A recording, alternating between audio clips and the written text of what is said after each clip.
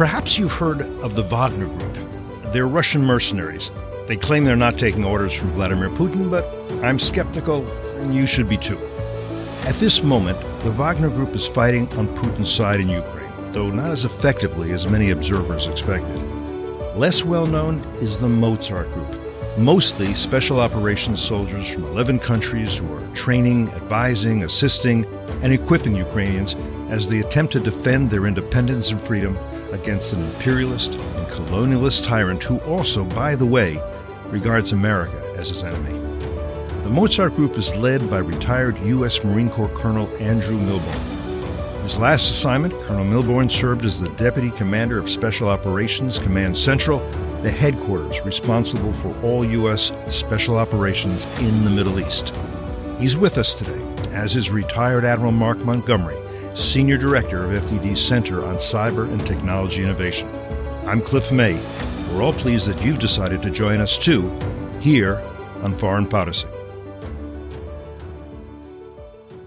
Well, thanks for coming in, Colonel. How exciting it is to get to meet you and speak with you. Maybe start by introducing yourself to our listeners. Tell us a little about where you were born and raised and educated, why you've got a funny accent, and how you got into the military. Yeah, Cliff, first of all, thanks very much for inviting me. And great to be in this august company. I'm not just simply blowing smoke. I actually worked with Admiral Montgomery, who I'm going to call Mark throughout this interview, which I never had an opportunity to do before. And Danielle, thanks for inviting me on. So I absolutely am going to make a great effort not to bore your listeners with a long story, but yes, it's kind of an unusual past. I went to school and law school in the UK and then ended up enlisting in the Marine Corps as a private, which caused my parents, so much consternation. I think they forgave me shortly before they passed on. But there are a couple of factors in play. Why the U.S. military rather than the British military? Yeah, well, the British military had turned me down, which is the honest but short answer. I broke my leg playing rugby at college and failed. It's like the lowest possible physical categorization on the British Army's military assessment. So I'm sure they could have got me for other things too, but they didn't have to get beyond that. Fast forward, I ran into a Marine recruiter in London. This is the 80s, so there were high schools. Remember, U.S. high schools throughout Europe. He probably had one quota a year, and I was it. And I'm sure he's still laughing.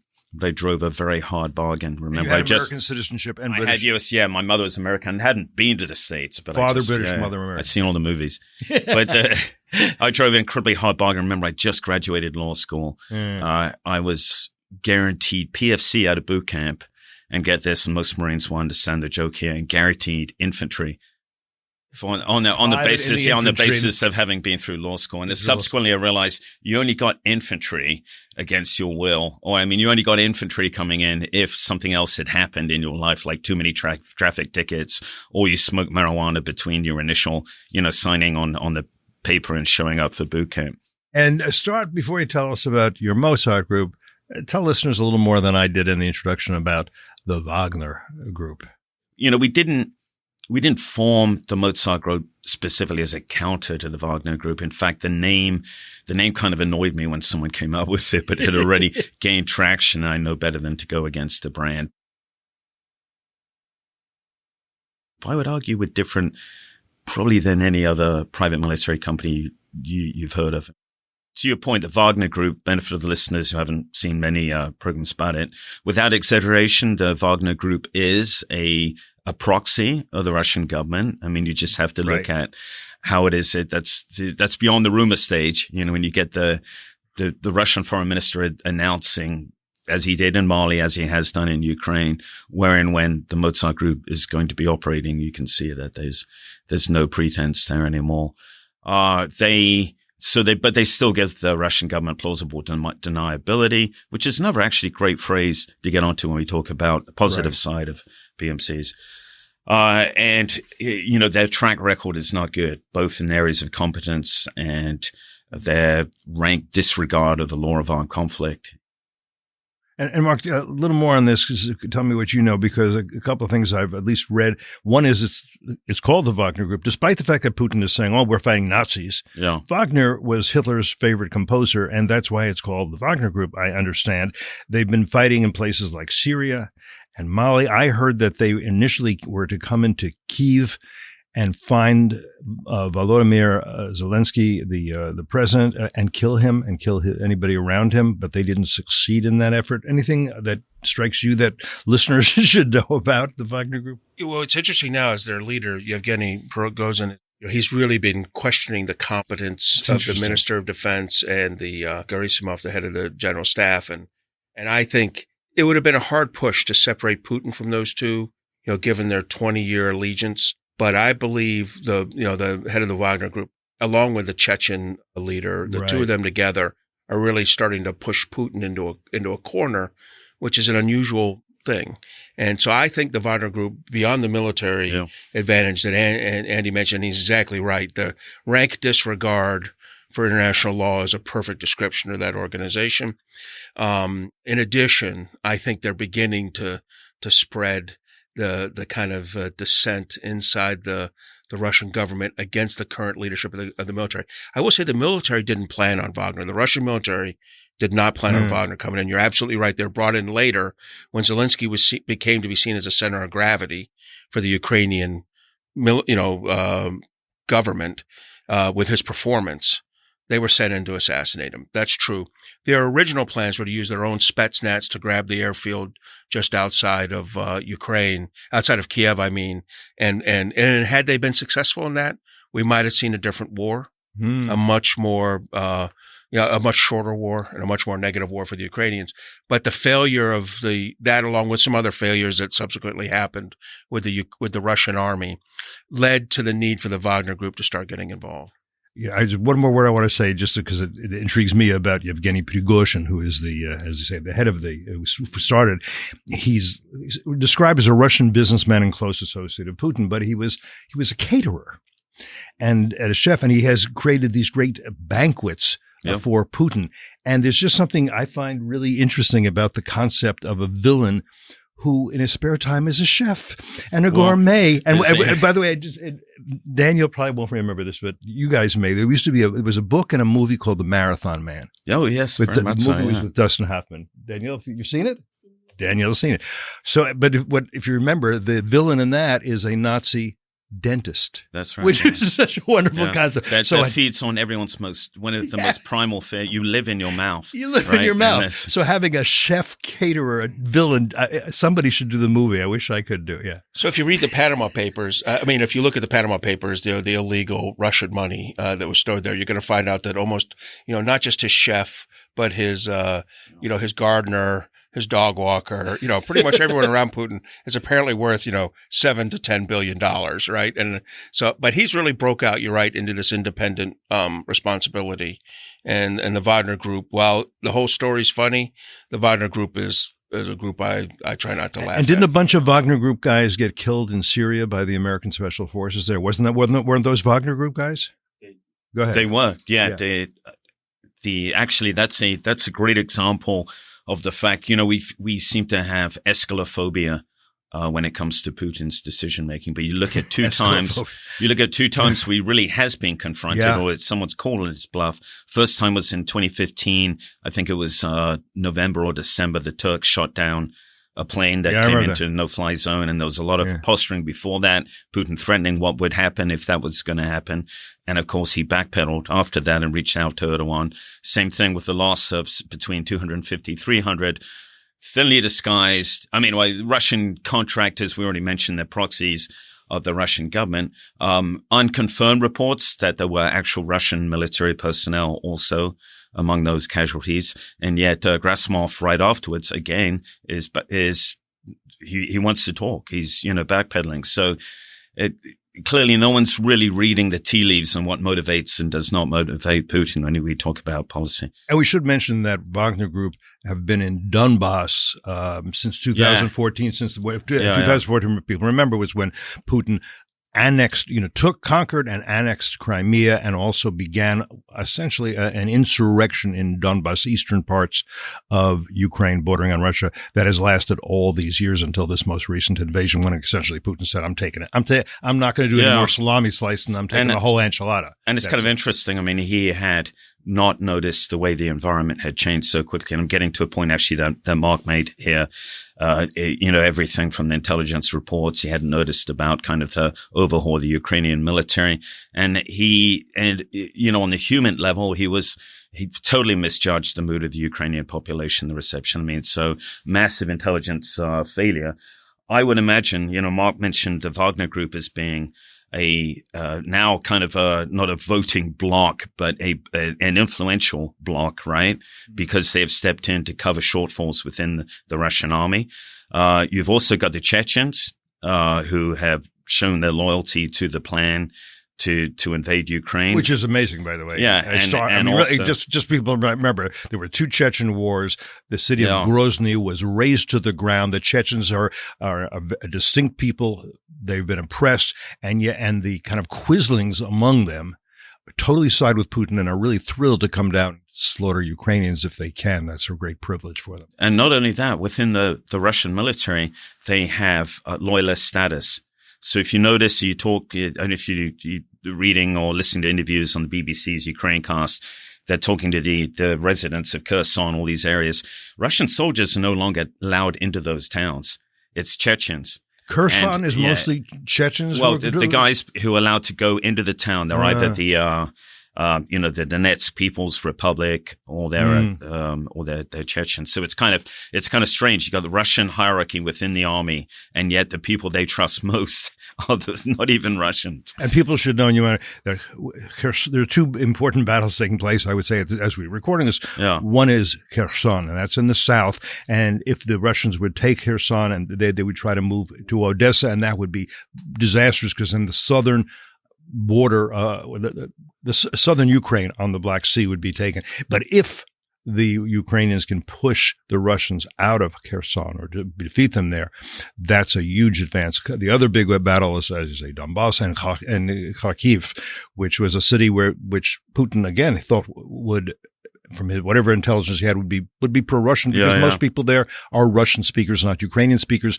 But most people there said, I don't care what language I speak. I'm Ukrainian, not Russian. I'm not reporting to the Kremlin. I like the fact that I have freedom and I can vote for my leader rather than accept Putin and kiss his ring. Am I correct on all that? Yeah. And I know, Mark and I will get into probably talking about the war itself, but I will add one thing that kind of pulls it together. When we talk, bottom line is this. I believe there's going to be Ukrainian victory eventually, but it's going to be a long, bloody struggle. Inshallah. And how bloody it's going to be does depend on some policy clarification in the U.S. And that we will definitely come back to. That's premise, after you set up. That's premise number 1. Premise number 2 is the only thing that it's going to prevent this being a long, bloody struggle is some kind of black swan event. All right? Black swan event, someone overthrows, which is going to have to mean kills Putin. And that gets to Mark's point now. You're starting, I'm not saying it's going to happen, but I'm saying it's no longer inconceivable.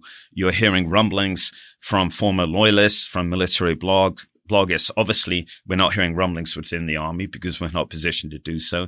But I'm sure leadership of the Russian army not particularly happy. They've lost X number of generals. Even the most conservative estimates, more troops than they lost in 10 years in Afghanistan. They're in shit state. I don't know if I can say that. You can say that. Cliff, you're right about Kherson. I mean, when I think about it, and Andy and I have both been down there, the topography of the southern, the Black Sea coast of Ukraine lends itself to fast movement. And Kherson and then Nikolaev next to the 2 blocking functions right now. Kherson preventing Ukraine from moving quickly back towards Mariupol, re-isolating Crimea and making things really hard on Russia. Or conversely, Kherson rolling into Nikolaev, which is a straight run then to Odessa, really placing the 80% of, maybe even higher now, percent of GDP that Ukraine is generating from occurring. I mean, this is, for both of them, that's an existential challenge. And so the Ukrainians have done a great job bolstering Nikolaev, holding it off after Kherson was lost, and now pushing back in. And it's going to be hard. And this really, we learned earlier, Russian logistics at distance does not function well. Mm-hmm. And Kherson is a long way away from a traditional Russian logistics line. So I think the Russians are in real trouble. Especially with the Kursk Bridge damaged at least. And let me just explain to listeners who haven't been in the weeds as we have what we're talking. Crimea was annexed by Russia, but there is no land bridge to Crimea from Russia. So what there is a man-made bridge, which, as you just mentioned, was bombed and not destroyed, but severely damaged, making it difficult. And initially, a lot of people thought this was going to be a minor incursion, which might mean, for example, that, all right, Putin's going to take Donbass, where he's been meddling since 2014, and he's going to find his way to get a land bridge to Crimea and then say, that's enough. You guys denounce me, and then let's go back to trading. Right. It's all over with. Again, salami tactics, and I'll, you let me do what I did in 2014. You let me slice off 2 pieces from Georgia in 2008. That's enough. But of course, he decided to do more than that. But this is important. If he doesn't have a land bridge and he has only a broken man-made bridge to Crimea, now it gets hard to supply, for example, Mark, the Navy at Sevastopol. His Navy, because that's where his Black Sea Navy is based, was, by the way, we should mention, under Ukraine. Ukraine leased Sevastopol as a Navy-based Russia. Fine. You guys want your base here? Fine. No problem. That wasn't good enough for Putin. Do I got that right? You got it right. I think, the willingness to lease that is, was probably tied directly to their desire to get out of the Soviet Union, right, at the time. So, but having said that's all accurately descriptive, and I will tell you, the battle in Kherson is, I think, the center of gravity to getting to a solution, or to causing a black swan event. I think a big loss there that then started to push back down that land bridge. There's going to be a lot more complaining in Russia. All right. I want to get back to the state of the war and outcomes, but first let me let you talk a little bit about how the Mozart Group got into being what you do. You've got a website, themozartgroup.com. I want to direct people to it. Go ahead. Yeah, please do. Actually, and there's a donate and a join button. And so everyone who visits that site should make one of those choices. It's very binary. Join in the sense of not just being a supporter, but like putting on a flak jacket. Exactly. And going to coming Ukraine. out and join us. Yeah. So if you're hard up, at least you can offer yourself. Right. Okay. Yeah, so back in early March is when I arrived out in Ukraine. At the time, I was a freelance journalist. I'm laughing because I'm sure I was a very second-rate freelance journalist without a lot of wasta. I wrote 4 or 5 articles, which I think was kind of my remit, and then realized that I felt quite trivial hanging around in Kiev when it was, it's hard to imagine now, but about 20% of the population was left. The city was indeed surrounded on 3 sides and being bombarded not just with rockets, missiles, but also artillery. The Russians were that close. There was fighting taking place in Irpin and Bucha and the western suburbs. So it was quite there's a feeling of in extremis there. And there was a large population, a fairly large population of brand new soldiers, the Territorial Defense Force, and they'd been tasked with the defense of Kiev. Defense of Kiev was Kiev was defended not by professional soldiers, almost to a man. It were these reservists who had, most of them had no training at all. And they were trained by U.S. Reserve Special Forces. I thought no. These weren't. These guys were students or butchers, bakers, candlestick makers 1 week before, and then Zelensky passed that edict that they handed out AK-47s on the streets of Kiev to everyone with a Ukrainian passport between 18 and 60. So it's really it was that kind of feeling. Yeah. And when we said, "Hey, we can train these guys, give us 5 days," there was tremendous amount of enthusiasm. Of course, 5 days is not enough, but it's at least enough to teach someone how to move, how to communicate, how to shoot, and to treat each other, if they get hit, how to fire an anti-tank guided missile.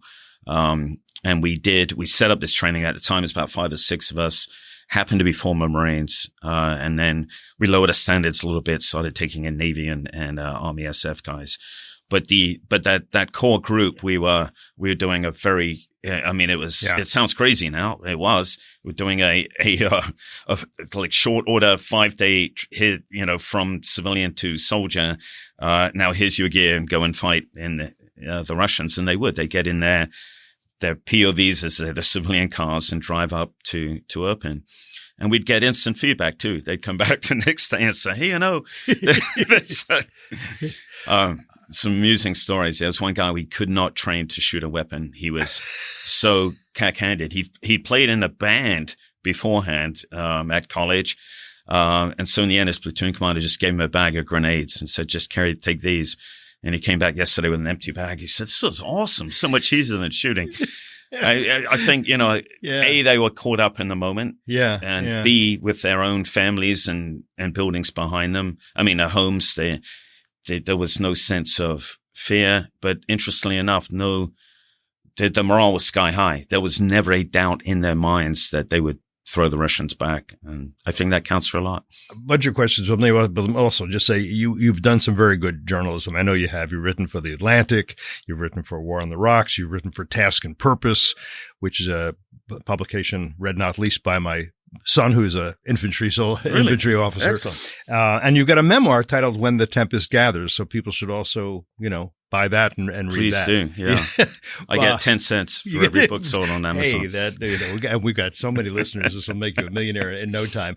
So you have two things. So once you put together this group, now you have to recruit soldiers. I know you got soldiers from 11 different countries, a lot of Americans, not only, and you've got to tell them, okay, we got to put together a 5-day course so people can go out and actually be in combat and maybe come home alive. I mean, just give a sense of how that works. Really, what I tell people quite rightly is I did not form this group. It kind of formed around me. And the first group of guys we had were clearly they were people either we knew or we knew of them, Brits and US. And we had such high quality guys. We then figured out, okay, how do we replicate this and keep these guys? Yeah. Which has to do with raising funds. So we can pay them at least a stipend or something to live on. But also heavy attention paid to recruiting. Yeah. So here's the problem with private military companies. It's not just the Wagner Group. It's US private military companies too, British. They have over the years acquired a reputation that understandably makes policymakers nervous. Mm-hmm. All right. So I would argue, without any hyperbole. I mean, that's when we look at what is our niche in this market, there's two things. One is within Ukraine itself, we're the only organization that is training soldiers right behind the front line, so within Russian artillery range, number one. But I think number two, more importantly, is kind of our collective emotional intelligence. We don't carry weapons. We realize there's no need to. It's bad for their, optics, as we say, because we're not doing anything outside the bounds of U.S. foreign policy. We can get away with training an entire company with just 5 or 6 of our guys and enough interpreters, because we have guys who are multiple skilled and used to teaching across the kind of the cultural divide.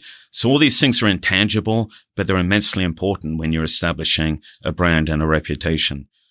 Yeah, it sounds like a logistic. Well, it sounds tricky with the linguistics. You've got Estonians. You've got there's not one language that everybody's. I guess is English the best lingua franca? Oh yeah. I mean, we absolutely. No one goes secure, as we say, and starts speaking their own language when we're operating together. I mean, Cliff, the reason I think they all speak English is because of our shared experience in Iraq and Afghanistan. Almost all the people Andy's using are people who trained with us and fought with us, and English became that became your ticket into the game as an Estonian SOF or Polish SOF or something like that. So I do think we have that advantage. Now, your students, that's a different kind of a fish. You have to, in this business, and this is something we do a number of things very badly in the business of building partner capacity in the U.S. military. We don't know how. We never build. We do a series of training things, but we also don't understand the power that a good interpreter brings. You can't, you've got to. I mean, this sounds simplistic, but when you are training and you're teaching someone how to zero their weapons, which is a totally new concept for 90%. To zero their weapons? To zero their weapons, right? So align the sights and the ballistic functioning of their weapon with their eyes, so that they've got a reasonable expectation if they point at something, they're going to shoot it. Or everything else being correct, all right? If they are holding that weapon, they're doing everything correct, it'll hit the target. There's no everything mechanical deviations being accounted for. That makes it sound more complicated. Yeah. But remember, every Marine in the Marine Corps has to do this, so it can't be that complicated.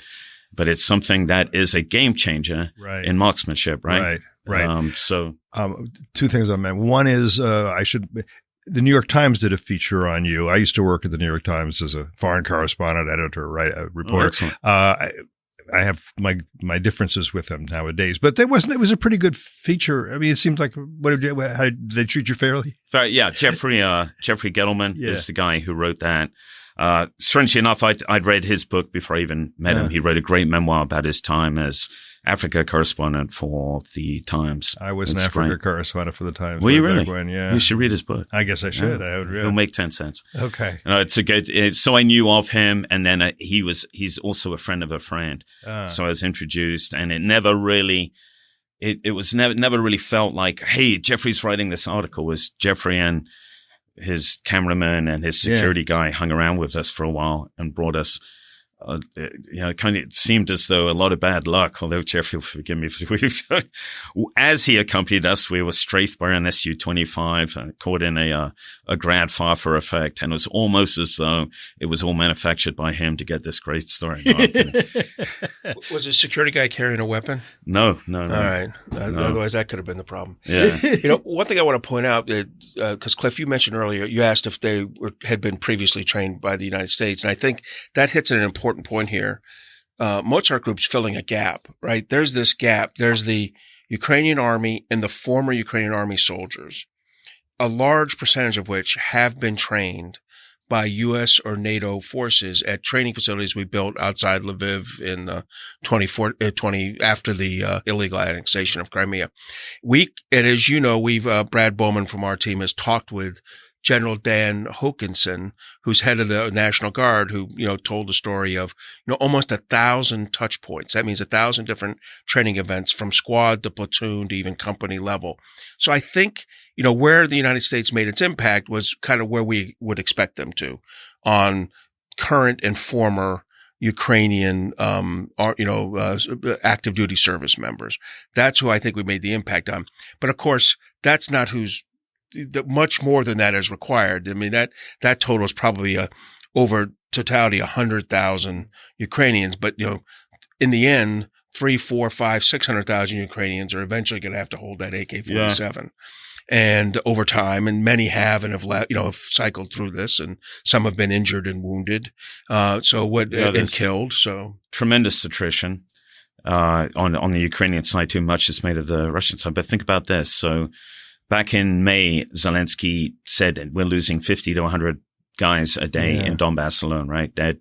New York Times did I thought a pretty well researched article afterwards that said that numbers near 100 to 200.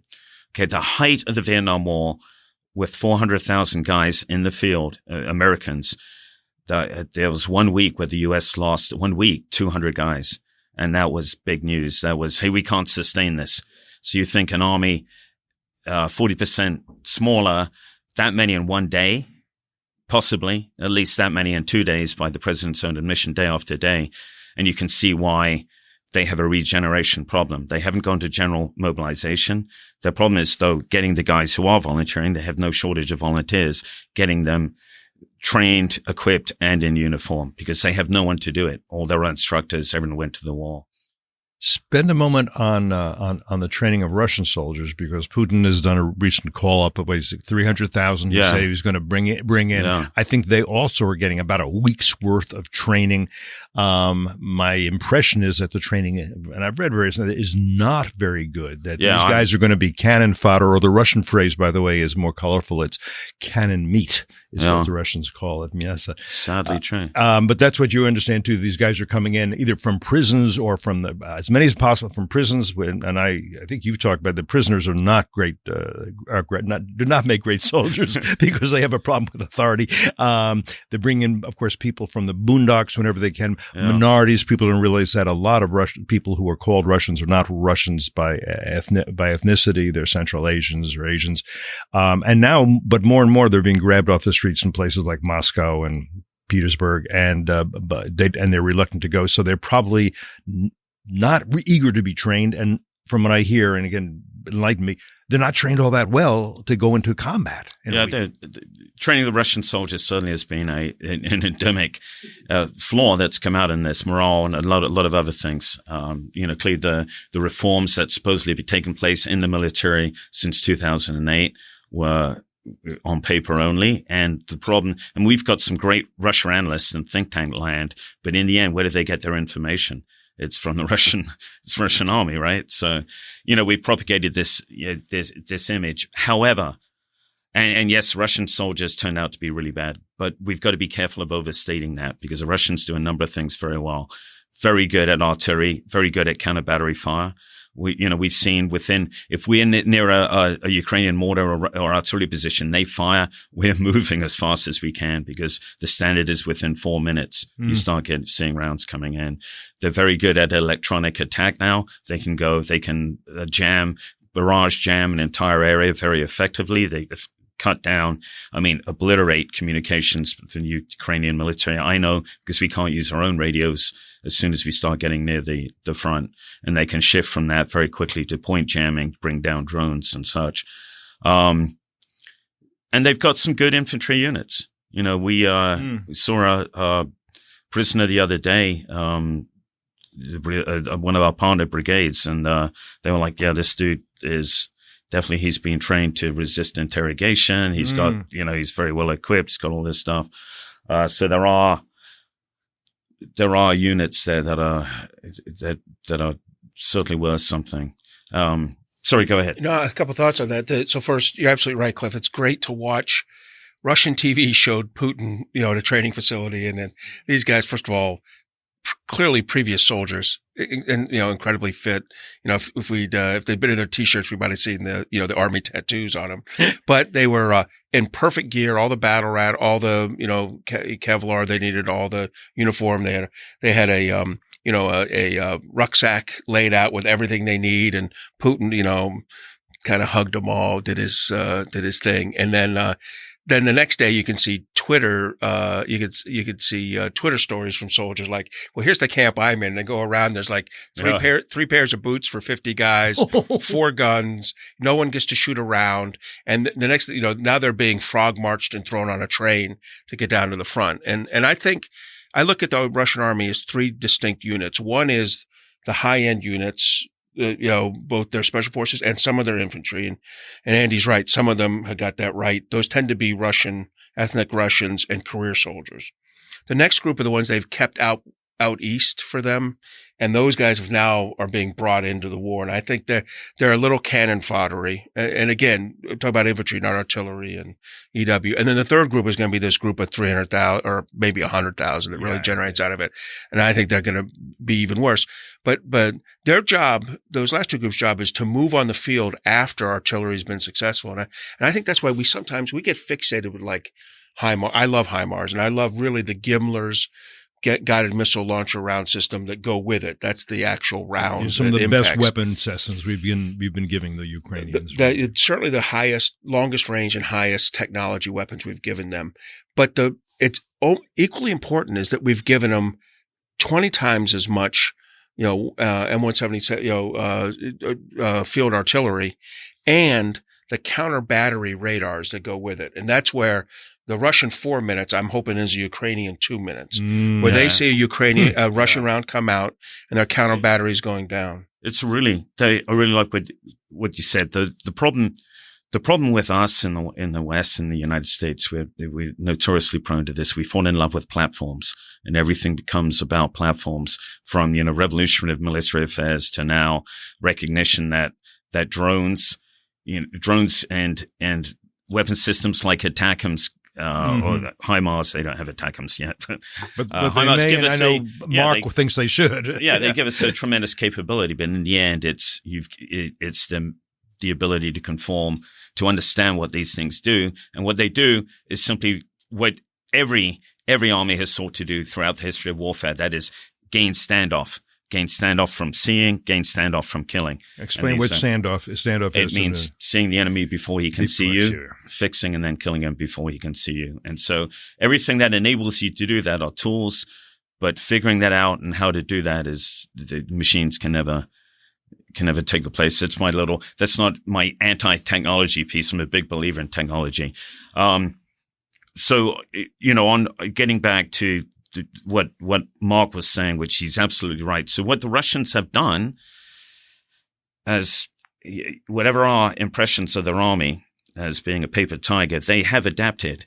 Okay. And one example is their tactics right now. And unfortunately, we've seen this in person. Their means of advancing, and they continue to advance in Donbass, which I will suggest, despite what the Institute of Study Warfare says, shows that Putin does understand his strategic goals and what he needs to do. But my point is that the Russians continue to advance. The way they do it, they obliterate a town with artillery and airstrikes, rubble it completely so nothing can remain in there except within the cellars. And they just keep pounding it. And then eventually they move in with their infantry when they are convinced that the Ukrainians have withdrawn. This shocks me a little bit, because if there's something I saw wrongly, I thought, okay, I understand Putin doesn't mind rubbling Aleppo, a great Middle Eastern city, historic. He doesn't care. I understand he doesn't mind rubbling Grozny. These are the Chechens. He's got to show them who's boss. I somehow thought, because he believes that Ukrainians are really Russians, even if they're rogues, even if they're separating from the family in a way they shouldn't, even whatever, that he wouldn't want to rubble Ukrainian cities quite the way. Also because he wants to take them over and he wants to utilize them. And of course, this gives me a fear if things get bad for him, of what he might do to Kyiv, or Odessa, or but this is where I thought he might have more restraint. So you have to break out Putin in February, March, and Putin today. Putin in February, March did want to take Kiev clean. That's why he failed to do the appropriate cyber and kinetic attacks on the electrical power grid as he moved in, as opposed to, he did a wonderful attack on Viatel, their battlefield communicate, the satellite system through which the Ukrainian military talked. They did an exquisite attack on that the night before the invasion that really paralyzed communications. It shifted communications to cell phones, which is doable but suboptimal. But he didn't do all the attacks you'd expect on the critical infrastructure, because I think he thought he was going to seize an airfield quickly with Spetsnaz, intimidate the Ukrainians into a quick capitulation. That's Putin of February, March. I think Putin of October, November is very comfortable rubbling these cities. By the way, Cliff, remember, these are Nazis. Yeah. I remember his description now is not Russian brothers. Right. Mm-hmm. I think he's moved beyond that. So I think Andy's right that we're going to see more of this. And should it ever come down to Putin versus a big city, the big city will be rubbled. And one thing we do is we look at, well, first of all, and I understand this totally, when you write an article in think tank land, you have to make a point, right? Yeah. Either Ukraine or Russia's on the upper hand. And the answer is infinitely more complex, as we can talk about. Yeah. But I would argue that, despite what everyone's saying, Putin may not be strategically in such a bad position. Everyone's throwing up their hands going, why does he keep plugging away at Donbass? Well, because you look at when he said, hey, we no longer want Kiev, he said, we're going to keep Donbass and we're going to expand. He's already said that. He has to do that. And if he does, and if he can hold on to that southern strip, and he's got every reason to say, as winter approaches at the G22 summit, and he's cranking up the pressure on gas with France and Germany, who are already wavering, by the way, and already hinting that maybe now's the time to start negotiating. I think you're going to find him driving hard for a black swan solution that has Germany and France really putting the screws on Zelensky. Okay, and I want you to talk about Germany, France, and the UK and their policies, but I think before you do, evaluate a little bit the Biden administration's policies vis-a-vis Ukraine and vis-a-vis Russia. Yeah. It's not, I know earlier in the conflict I sounded quite adversarial, but it wasn't that I was necessarily opposed to the U.S. government's policy. It was, I just didn't understand it. It felt we're either in or we're not in. We're in, but we're going to give them obsolete towed artillery. not HIMARS, because HIMARS might give them too much of an edge, which would piss Putin off and might be, you see what I'm saying? We were metering, we give them 113s for Christ's sake. I mean, we've just had demonstrated. Those are armored personnel carriers of a dated vintage. We've just seen demonstrated how even high-end T-90s get eviscerated by ATGMs. And what do? We give them a ton of 113s. So my point is simply this, Cliff. I understand that the U.S. government is saying we're all in support of Ukraine. But when you watch what is happening, what is being meted out, why give them HIMARS, right? But not ATACMS, which is the missile that ranges 300 kilometers. So now they can range, what we've given them ranges 50 kilometers, just a little bit further than Russian artillery. You know what the Russians have done? They adapt. They start splitting their batteries, moving their guns forward, and they're splitting their ammunition dumps. So this is a problem with getting too focused on platforms, but it's also a problem with these strange red lines that we as a nation perhaps are forming about what is going to upset Putin. Well, I think, that as a denizen of the think tank land, and you are too, I think that what Biden and his advisors believe they're trying to do is say, okay, we have to help the Ukrainians defend themselves, but we want to be careful not to provoke Putin too much. They didn't want to initially listen. They didn't want to provoke Putin at all, and now they want to because they're listening. But he's worried about Armageddon. He said that to his donors. What's the flaw in that argument? Yeah. What's the flaw in that argument? You're trying to guess where his red line is, and you're saying, well, we can kill you guys. If we just kill you guys at 50 kilometers, we're not going to kill you at 300, right? It doesn't really matter, right? But it makes a world of a difference to the Ukrainians. Yes. Go ahead. I know you have thoughts on this, cynical, Mark. I would say, if you were cynical. If I was cynical, I'd say the Biden administration's plan is to defend Ukraine to the last Ukrainian. Bleed Russia dry. Yeah. But I actually see, so here's how I think Brad and I have written about this a lot, Brad Bomer and I, and, we kind of say, look, the president kind of famously said in late February, deterrence failed. And I think in this case, and what I would say is we failed to effectively take the steps necessary to deter Russia. In 2021, I blame the Biden administration for that. 2020, 2019, I blame the Trump administration for that. You can go back to 2014, 15, blame the Obama administration for that. I think we had 8 years of certain knowledge that more steps were coming. And over that whole time, we gave less than $1 billion worth of gear. And in the very end, starting in December of 2021, and the sort of gear wasn't particularly impressive. And remember javelins. Obama for 4 years, or I guess 3 years, wrung his hands on javelins and never gave them. Trump said, I'm going to give them. Then he had some questions about Burisma and Hunter Biden, and he delayed a few years. He finally gave them, though, to his credit, and Biden gave more. Although Biden at one point said, if you don't fire this prosecutor, you're not going to get any more weapons from me. That's Remember right. that? I think, Trump said that. No, as vice president. Oh, as vice president. Remember That's right. Yeah, you're right. Exactly. So Biden, Trump, Obama, all poorly deterred. The blame is purely bipartisan. Yeah, I quite agree. But if you go forward now, I actually have a more positive take on Biden. First of all, Biden's release of classified communications in December, January, and February created the coalition of the willing. Our European allies would have been happy to have no discussion and avert their eyes. Maybe not the UK and not Eastern Europe, but Germany and France for sure.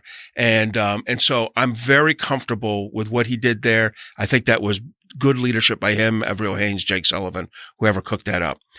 By the way, the only problem with that, is he's saying, here's what Putin's going to do. Here's what Putin's going to do. And that tells her, but he's also saying to Putin, I think you're going to do it because why wouldn't you? I'm not telling you there's any real price to pay. But again, Cliff, here's us tripping ourselves up over Putin. And I agree with what, Mark's saying. I mean, it's very easy to, there were things that were done correctly and there were things that, but my comment still remains, let's be all in, all out. If we're concerned about striking Russia, well, NATO's already has that criteria for NATO equipment that is given to Ukraine. Zelensky is not going to bite the hand that feeds him and take something that we have and strike Russia. But you're not suggesting American troops be deployed or that NATO to go in. No. This is still fighting Russia through a proxy, yes, which 100%. is the Ukrainian. We are You see, you're exactly right. This isn't even, we're not talking about a major policy change. We're talking about how the policy is executed. And so the longer range artillery is the big. So I do support, I think, the 16, 17 billion in military gear we've given, overall 40 billion between military and economic support is absolutely appropriate and the right thing. But in addition, what we could be doing is giving more capable systems that allow the Ukrainians to counter Putin's evolving strategies. Yeah. One of the problems here is that I think, just from my worm's eye view, there is no direct connecting file at the worker bee level or call it what you will, between Ukrainian MOD and U.S. government.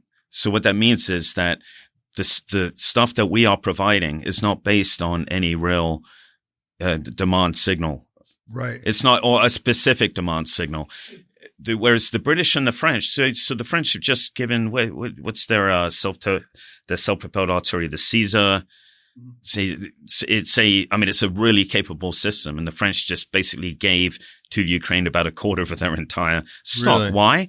Because Zelensky had said, or Zelensky, his Ministry of Defense, had said, "Hey, this is something we could really use." By the way, if I were to try to defend the Biden administration on this, if I were Jake Sullivan, I think I might say something like this. Look, we're trying to signal to Putin that although we're supporting the Ukrainians, there clearly are limits and restraints, and we expect you to not only see that and respect that, but to also have restraints. In other words, don't use tactical nuclear weapons in Ukraine. Now, there's a lot of reasons why he shouldn't and why it's not a good idea militarily. But is that, in other words, he's signaling we're only going so far, you only go so far because this is the escalatory ladder. That's negotiating from disadvantage, because we're saying we're talking to the leader of a sovereign country who has invaded another sovereign country and is running ragged in the airs over that sovereign country and pulverizing its towns. And we're saying, hey, we don't want you to do anything that might be bad if we do this. It's like, no, But I do give Biden a lot of credit. I mean, the place where I give him credit is, I think Europe minus the UK and us is like, some version of the Hanseatic League, that really struggles to get to a military solution to anything. And he has rallied them. Look, they haven't given enough. I think what we'll see after our elections is probably a stronger push to make sure Europe is giving some. I like what Macron gave there, but you're exactly right. The result of a direct request for France to provide that. But I think in general, lots of Western Europe needs to give, again, omitting the UK, because I think they've given a lot, could give a higher percentage. And if it turns out to be economic support more than military, I could live with that. But they've got to do more. But I give Biden credit because he has yanked them, from the Hanseatic League back into NATO thing. And talk a little bit about Germany, because early on I thought, okay, under Olaf Scholz, this is going to be a very different country than it was under Angela Merkel, and this is going to be good. And it seems to me he's been going wobbly over the past few months. Is that how you see it too? Until the Putin played into Ukraine's hands again with the drone strikes and the missile strikes if you look at I'm not a Germany watcher, but if you look at the rhetoric kind of coming out of the German government before and since then, and the Germans were the first to, along with the Norwegians, to offer a more advanced air defense system. Go ahead. Mark, what I'd say on Germany is, look, I think Germany's in a tough position. They don't have, they are not, they're not actually very capable military despite spending. I mean, you can't spend $50 billion less effectively. If you look at how Germany spends $50 billion on defense, how Japan spends $50 on defense, and how Israel spends $30 billion on defense, you'd say one of these things is not like the others. And it's the German military, and they don't have an ethos of combat and readiness, and it pervades them. So honestly, and look, a lot of people are not that unhappy with Germany not having an ethos of warfighting readiness. But that raises a great record there. But that also does raise 2 points that people say, Putin only did this because he was afraid of NATO. Well, if you look at Germany and if you look at a lot of the, a lot of the NATO countries, there's nothing to be. First of all, it's a defensive alliance. Secondly, with some exceptions, it's not a particularly capable alliance. So the idea, I mean, who knows? You can fear ghosts in your closet, but the idea that he feared NATO really makes no sense. Not if you understood anything about certainly. NATO. That's absolutely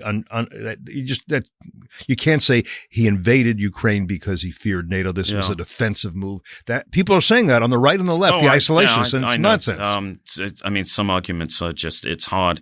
It's hard even if you play devil's advocate as hard as you can. You can't dig up any logical foundation, and that just seems to be one. Now, they raise another point, which I wrote about this week, and I didn't get to bounce off you, that people say, well, we need to give Putin an off-ramp, right? An off-ramp.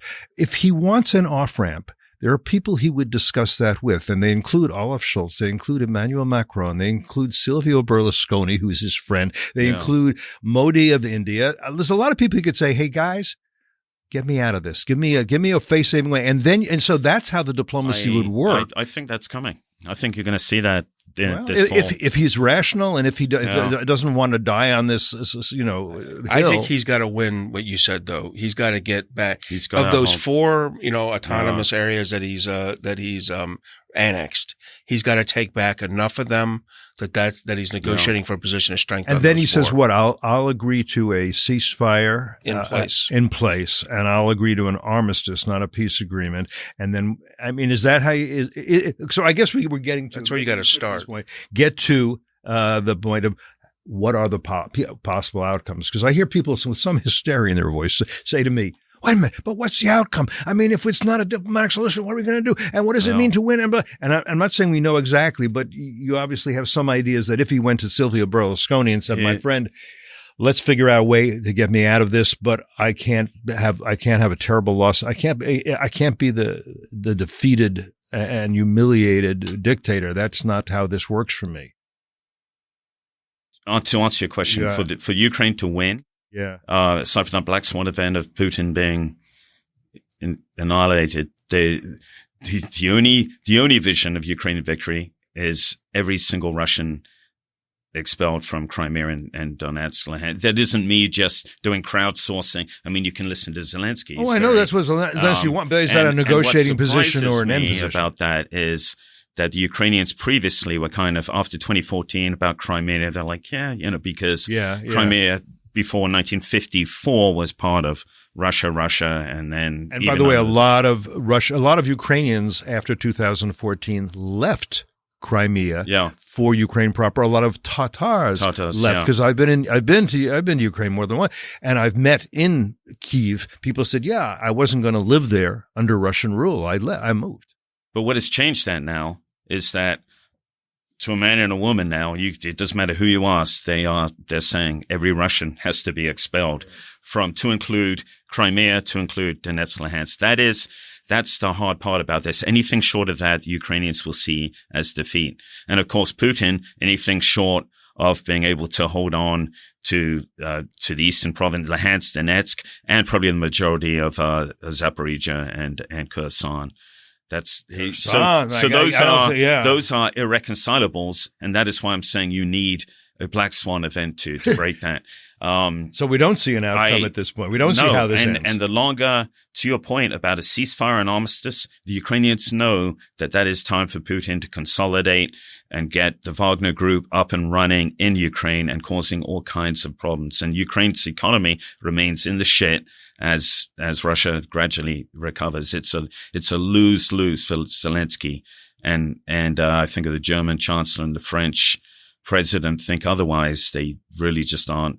They're not seeing it from Ukrainian standpoint. But at a certain point, though, they're going to say to Biden, look, if you want this to end, you have to allow Putin to save some face, which means you have to pressure Zelensky by telling him you're not going to support him beyond this. And you know what he wants, but he's not going to get everything he wants. Isn't that how it goes? Well, for the U.S. point of view, then I'd say either the answer is yes, we are all in to support Ukraine, in which case do so with weapon systems and the assistance very quickly. Because we talked about platforms. They could also use assistance. This is incumbent, there's a responsibility incumbent in the Ukrainians too, to share more about what they intend to do to get a really good flow of intel going back and forth. Kharkiv, the breakthrough in Kharkiv, they got good intel because they did share what they were about to do. So there's a lot of other things the U.S. can do really on an advise and assist effort to beyond platforms to help the Ukrainians. So 2 thoughts. I really hope that Joe Biden and Jake Sullivan are not waiting to listen to the German chancellor and the French president, because I mean the German chancellor is having a hug fest with President Xi today. Yeah, just a reminder, President Xi, who frog marched off Hu Jintao and has established an even thicker autocracy in China. But the second part of it is I agree completely. We actually need to improve what we're providing to Ukraine. Right now, Russia, in their kind of escalation and his new strategic thinking, Putin is hitting the electrical substations of Ukraine hard with cruise missiles, mostly cruise missiles, a little bit of ballistic missiles, and some drones. And we're providing NASAM systems, the National Advanced Surface to Air Missile System. It's a joint Raytheon-Koenigsberg of Norway system. 2 of them are coming. It's what defends the White House, the National Capital Region, the White House, Congress, and the Pentagon. We're sending 2 of those systems to Kiev. Should be there in about a week. They've been in Europe for a month training Ukrainian personnel. And at Raytheon, the Ukrainian Ministry of Defense and Department of Defense have done a fantastic job getting them there. The problem, of course, is it's not actually designed to shoot down drones. It'll shoot down the cruise missiles. And the S-300s are good with the ballistic and cruise missiles. And we've got to figure out they've been shooting down some drones, but a good number are getting through. And on the drone side. And so to do that, Brad Bowman and I have been pushing for what's called the Counter Rocket Artillery and Mortar, or CRAM system, which is a gun mounted on a truck. We've used it to defend our bases throughout Afghanistan and Iraq for the last 20 years. We need to get a few of those systems to Ukraine in the next couple of weeks or month. And then later a system called Vampire. And this is what I don't like about the Department of Defense and the White House. They'll say, we're supplying the Vampire system. And then you read, you have to read like on, paragraph 62 of the announcement, it should be getting there within 9 months. Zelensky doesn't have a 9-month problem.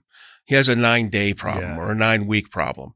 And so we've really got to do a slightly better job on getting this more advanced systems into place and not, wringing our hands over this problem for a month or 2 months while Zelensky suffers. The power piece is huge, and in the welter of publicity about drones and Shahid strikes, there was a lot of talk about, he's picking the civilian population. Of course, a number of those, having been in the city twice now, when these attacks occurred, a number of them, there's no way that he was heading for anything other than residential areas. But as Mark commented, Zelensky's own admission is 30% of the country's power has been disabled through a combination of cruise missiles hitting the power stations themselves. Famous video of one hitting the Lviv power station just recently, and using these slower drones, by the way, very unsophisticated, but very effective because there's so many of them, to hit the substations. And he's knocked out, I forget how many substations, but enough, as you know, for there to be rolling blackouts across Ukraine now, 8 hours a day in Kiev. And in the eastern provinces, they're almost permanently blacked out now. So my last question, though, feel free to use this opportunity to get for issues I should have raised and we didn't, please do so. But I want you to reflect a little more on the end game, the exit strategy, the outcomes, because people worry about that. And maybe the answer is simply we don't know. And whichever side can endure stress and uncertainty better probably ends up winning. Because I'm sure Putin thinks I can take the stress and uncertainty. I'm a tough guy. And I don't think any of those Europeans are. I know them. I don't think Biden is. I can see what he's like. And that's how, and at a certain point, that's how you win. I mean, it goes back to, what Orwell said, if you're another quote exact, but if you're eager to see a war end, the easiest way is to lose. So reflect on end games here for a few minutes. Well, listen, I'll go first. And I instead of talking about end games, I just want to mention one more time what Andy's been doing with the Mozart Group, and then you can reflect on the end game. But give your website one more time because this is important. The Mozart Group is about, we were talking here about the high tech stuff the Biden administration needs to pass. There's still just this, this incredible amount of support that needs to get into Ukraine. and this training of previously untrained, citizen soldiers, and in 5 days is critical. Most because it helps keep them alive, but second because it generates combat force for the Ukrainian army. And I'll say this: when Andy worked for me for 2 years writing plans, I never thought he'd make a journalist, but I did know. Watching him. Got a very wooden style of writing. Andy very Hemingway. I'm Faulkner. Yeah, that's what it was. Andy was the commander of the Marsoc Brigade and a senior leader in CENTCOM, and you knew he had the kind of vision to identify that center of gravity that needs to get filled, and I think he and his team are filling it. So if you give us the Mozart Group one more time, and then give us your end game vision. That's a very interesting thing that you said, Mark, because there's a guy named Mick Ryan. I don't know if either of you know him, Australian guy, but actually very intellectual, which is a kind of an oxymoron. But he went to he's a oxymoron for Australian. I meant because anyway, he was he's an Australian soft guy. He went through the Marine School of Advanced Warfighting, so clearly a cut above, and he writes very well. And engagingly about military matters, Ukraine in particular. He wrote an article, I think it's for the Sydney Morning Herald. He was saying that this phenomenon, crowdsourced, donor-supported private military organization with values still aligned with U.S. foreign policy, so plausible deniability for the U.S., and yet assisting a country, not technically an ally, but a partner, so his point is this is viable. This is a viable entity going ahead. We've got to kind of forget about our fears of Blackwater and do the correct vetting, but push ahead and use this why not? I mean, I've got 606s alone. Not that means anything. That's not even a fire team plus. But my point is 606s alone, all of whom have held command at brigade level. Oh, six is it's colonel in the Army, Marine Corps, Air Force, or captain in the Navy. Right. The MozartGroup.com. And it certainly deserves support from large donors and small. Because we don't just train. We didn't talk about this, but we help evacuate people from the areas under a bombardment. And our niche there is we're the only organization. There are loose groups of individuals who actually drive from what we call kind of the last safe town outside Russian artillery fire into towns to pull people out or to bring them food and water.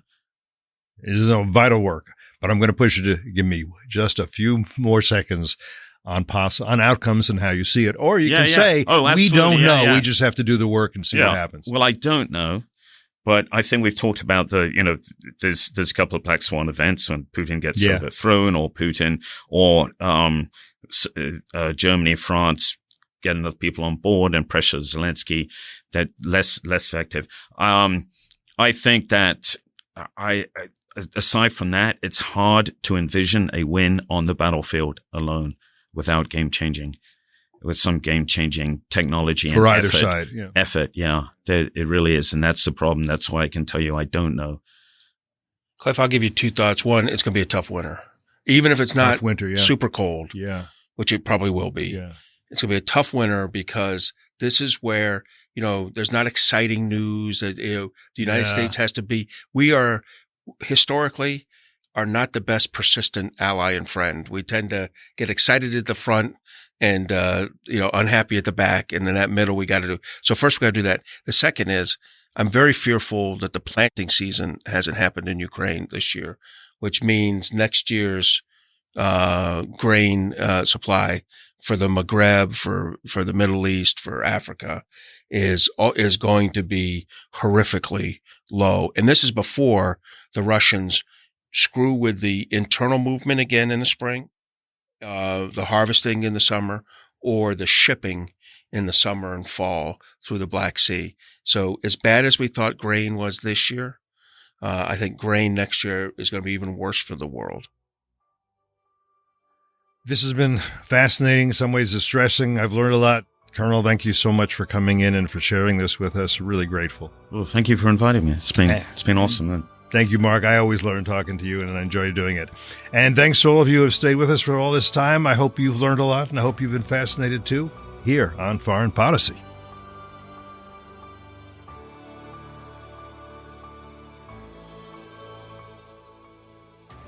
Thank you for listening to Foreign Policy.